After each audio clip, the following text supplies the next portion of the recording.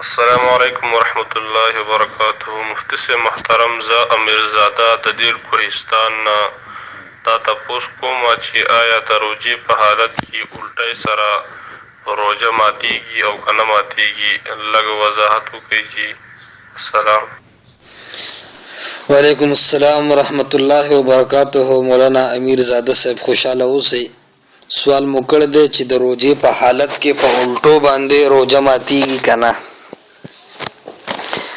ګوره که چېرې سړی بې اختیاره الټی وکړي نو بغیر د اختیار نه د بیماری د وجې د زړه د خرابېدو د وجې چې څوک الټی وکړي که لږې وي او که ډېرې وي روجه پې نه ماتیږي. دا یو خبره ده، روجه پې ماتیږي نه.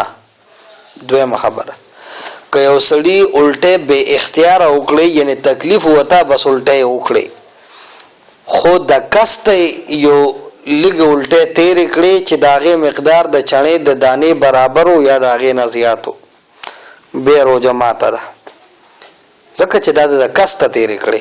خو دومره ده چې بیا پې صرف قضا ده، کفاره پې بیا هم نشته ځکه الټی خو ده په خپل اختیار نه وي کړی، بې اختیاره شوی نو قضا پې فرض ده، کفاره پې نشته. قضا مطلب دا چې د رمضان د میاشت تېرې شي بل کال کې دا روجه ونیسي، کفاره پې نشته، یعنې 2 میاشتې مستقل روجې یا 15 مسکینانو له طعام ورکول دغه پې نشته. اوس که یو سړي الټی وکړې خو د کسته یې وکړې، دغه خو بې اختیاره صورت و چې تېر شو. اوس یو سړي الټی وکړې خو بې اختیار د کسته یې وکړې یعنې تالول یې ګوته ووړه د کسته یې الټی وکړې نو چې کله د کسته الټی وکړې بس په دې حال کې روجه ماته شوه. چې په ډکه خوله وي، دا شرط پکې دی، په ډکه خوله سړي د کسته الټی وکړې روجه ماته ده. که لږې الټی تېرې شوي وي او که نه وي تېرې شوي خو چې د کسته په ډکه خوله الټی وکړې بیا هم روجه ماته ده. البته که د کسته الټی وکړې خو په ډکه خوله نه وي، هسې لږ غونده کې داسې یو وړوکي ګوټو ټوله خوله یې وله نه وي ډکه کړې بیا پې روجه نه ده ماته. اوس یو سړي په ډکه خوله باندې د کسته الټی وکړې نو روجه یې ماته ده.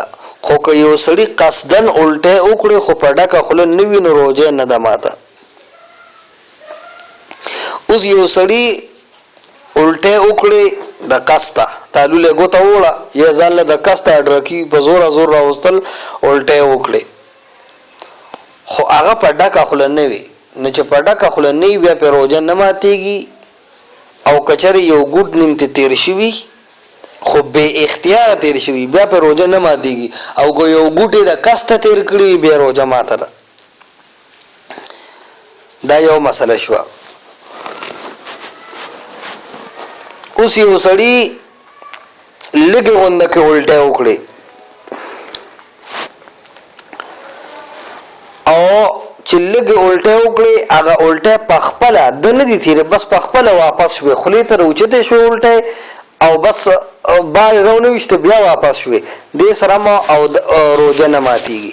او که چېرته کې د لږې الټی راوچتې شوې خو ده د کسته واپس تېرې کړې بیا روجه ماته ده. لہذا سړي له چې الټی ورځي تېرول نه دي پکار، واپس یعنې ځمکې ته توکل پکار دي، تېرول نه دي پکار.